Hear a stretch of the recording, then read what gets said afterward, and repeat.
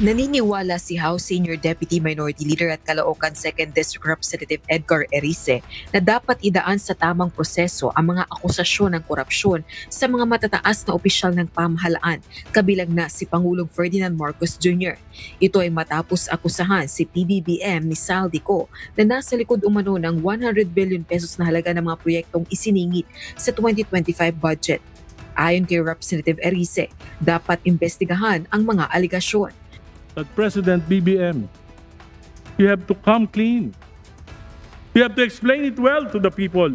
Ikaw ang nagsimula ng investigasyon na ito, pero di mo sinasagot kung bakit hinayaan mo na salaulain ng Kongreso ang 2023, 2024 at 2025 GAA.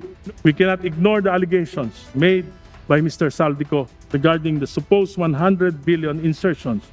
Madali namang malaman ang katotohanan. Therefore, I respectfully move that we call the Secretary of the Department of Budget and Management, the Secretary of Finance, and the NEDA Secretary to a question hour here in Congress as soon as possible. Ganito rin ang pananaw ng isa pang opisyal ng minority bloc, sabay hamon kay Ko na sumailalim sa cross-examination. Kailangan parehong seryosohin at parehong imbestigahan, no?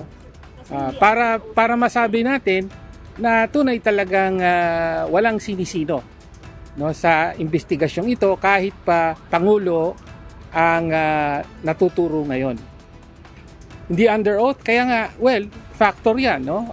So kaya hamon kay former congressman ko na isalaysay niya under oath ang kanyang mga aligasyon para mas magkaroon ng bigat ito. Pero ang mga miyembro ng majority bloc sa Kamara, iba ang pananaw sa mga aligasyon ni Ko. Anila, walang kredibilidad ang dating kongresistang tinanggal sa pwesto bilang House Appropriations Panel Chairperson ng 19th Congress. You know, there are so many factual issues in what he has been saying and posting.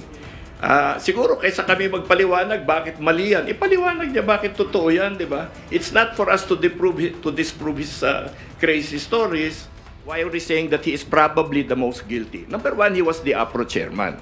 Di ba? Kaya nga tinanggal ng Congress yan in January kasi wala nang may tiwala sa kanya at that time. Apela rin ng mga ito kay Ko na umuwi na ng Pilipinas at maglabas ng mga ebidensya sa mga aligasyon nito.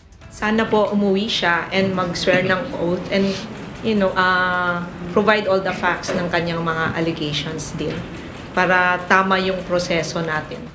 Samantala, ayon naman sa political party leaders, walang negatibong epekto sa operasyon ng Kamara ang mga aligasyon ni Ko.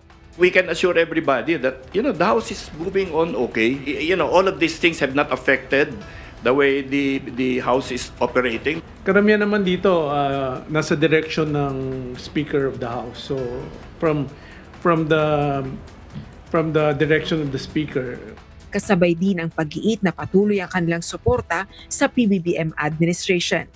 Rosa Licoz, UNTV News and Rescue. Diyos ang aming sandigan. Serbisyo publiko ang aming pinahahalagahan.